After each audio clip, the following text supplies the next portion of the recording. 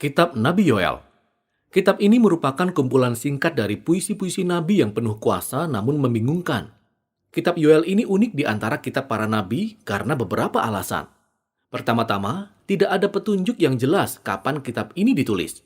Kemungkinan besar di masa Esra Nehemia setelah kembalinya bangsa Israel dari pembuangan. Karena ia menyebut-nyebut Yerusalem dan Bait Suci, tetapi sepertinya tidak ada raja. Kitab ini juga unik karena Yoel jelas-jelas mengenal banyak kitab suci lainnya. Ia menyebut atau mengutip dari kitab Nabi Yesaya, Amos, Sefanya, Nahum, Obadja, Yeskiel, Maleaki, bahkan dari kitab Keluaran. Hal ini berkaitan dengan keunikan yang terakhir, yaitu Yoel tidak pernah menuduh bangsa Israel melakukan dosa tertentu. Seperti banyak nabi lainnya, Yoel memberitakan bahwa penghakiman Allah akan datang untuk mengadili dosa bangsa Israel, tetapi ia tidak pernah mengatakan alasannya.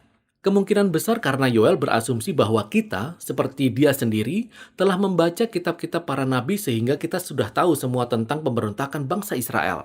Nah, secara keseluruhan, tiga keunikan ini akan membantu kita memahami kitab yang singkat dan menarik ini. Yoel adalah seorang penulis Alkitab yang telah mendalami tulisan-tulisan terdahulu dari kitab suci, dan refleksinya pada tulisan-tulisan ini membantunya memahami tragedi yang terjadi pada zamannya, tetapi juga memberinya pengharapan akan masa depan. Mari kita dalami dan lihat cara kerja kitab ini. Dalam pasal 1 dan 2, Yoel berfokus pada hari Tuhan, yang merupakan tema utama dari kitab para nabi dan menggambarkan peristiwa-peristiwa di masa lalu saat Allah menampakkan diri dengan cara yang penuh kuasa untuk menyelamatkan umatnya atau menentang kejahatan. Ingatlah akan tulah-tulah dalam kitab Keluaran.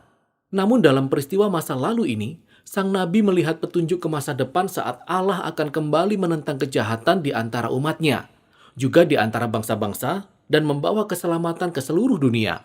Jadi di sini, di pasal 1 dan 2, Yoel menyatukan dua puisi yang sejajar, yang berfokus pada tema ini. Nah, pasal 1 adalah tentang hari Tuhan di masa lalu. Ia mulai dengan memberitakan bencana yang baru saja terjadi di mana kawanan belalang telah menghancurkan Israel. Dan uraiannya tentang kawanan belalang itu mengingatkan kembali pada hari Tuhan melawan bangsa Mesir. Ingat tulah ke-8 dalam kitab Keluaran pasal 10. Hanya saja kali ini, belalang itu sedang dikirim untuk menyerang bangsa Israel. Oleh sebab itu, Yoel memanggil para tua-tua dan imam untuk memimpin orang-orang Israel dalam pertobatan dan doa. Kemudian Yoel sendiri pun bertobat bersama dengan semua imam. Pasal 2 berada dalam posisi yang sejajar dan memiliki bentuk puisi serta aliran pemikiran yang sama. Jadi Yoel memberitakan hari Tuhan lainnya, hanya saja kali ini di masa depan, bukan di masa lalu, yaitu berupa bencana yang akan segera terjadi di Yerusalem. Dan ia mulai menggambarkan apa yang tampak seperti kawanan belalang lainnya, tetapi ia menggunakan gambaran militer dan alam semesta. Jadi belalang itu menjadi tentara Allah, bagaikan pasukan berkuda dan tentara yang berbaris dan menghancurkan segala sesuatu di depan mereka. Matahari menjadi gelap dan bumi bergoncang, dan Yoel berkata, betapa dahsyatnya hari Tuhan, siapakah yang dapat menahannya? Dan sekali lagi, Yoel memanggil orang-orang Israel untuk berdoa dan bertobat, dan ia menyebutkan caranya. Koyakkanlah hatimu dan jangan pakaianmu, dan berbaliklah kepada Tuhan Allahmu. Dengan kata lain, Yoel tahu bahwa pertobatan bisa hanya berupa kepura-puraan yang kita lakukan agar kita keluar dari masalah. Dan ia berkata, Allah tidak tertarik dengan pertobatan yang seperti itu. Allah menginginkan perubahan yang sejati, agar umatnya menghentikan keegoisan dan kejahatan mereka. Lalu Yoel menjelaskan mengapa orang Israel harus bertobat. Karena Allah pengasih dan penyayang, panjang sabar, dan berlimpah kasih setia. Di sini ia mengutip dari kitab Keluaran tentang bagaimana Allah mengampuni bangsa Israel setelah mereka membuat anak lembu emas. Dan dari kisah itu, Yoel belajar bahwa belas kasihan Allah dan kasihnya lebih kuat daripada murka dan penghukumannya. Oleh sebab itu ia memimpin para imam dalam pertobatan dan doa, memohon kepada Allah untuk menyayangi umatnya. Kemudian pas setelah kedua puisi ini, adegan pun beralih, dan kita dapat melihat narasi singkat tentang respon Allah terhadap pertobatan Yoel dan umatnya. Tuhan menjadi cemburu karena tanahnya dan ia belas kasihan kepada umatnya. Kemudian Allah berkata ia akan memutarbalikkan kehancuran akibat hari Tuhan dan mengubah penghukuman menjadi keselamatan.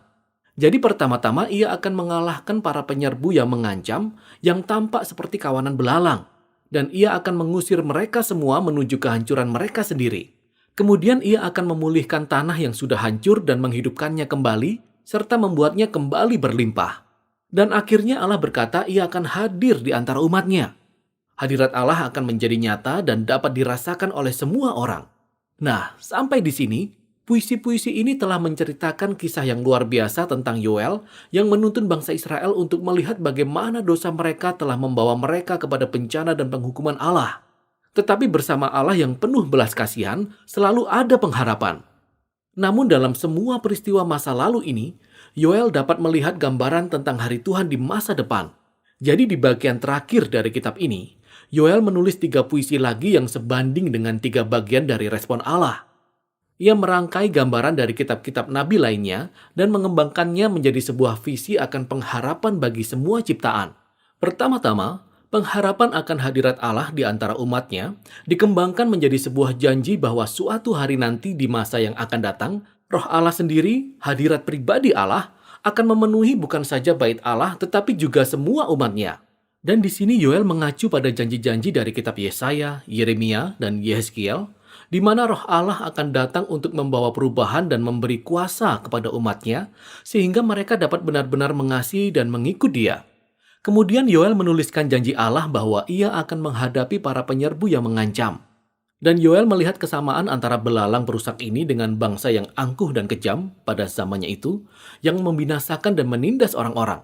Karena itu ia mengacu pada janji-janji di kitab Yesaya, Sefanya, dan Yehezkiel tentang hari Tuhan di masa depan, di mana Allah akan menentang kejahatan di antara semua bangsa dan membalikkan kekerasan mereka pada diri mereka sendiri, menegakkan keadilan untuk memperbaiki semua kesalahan.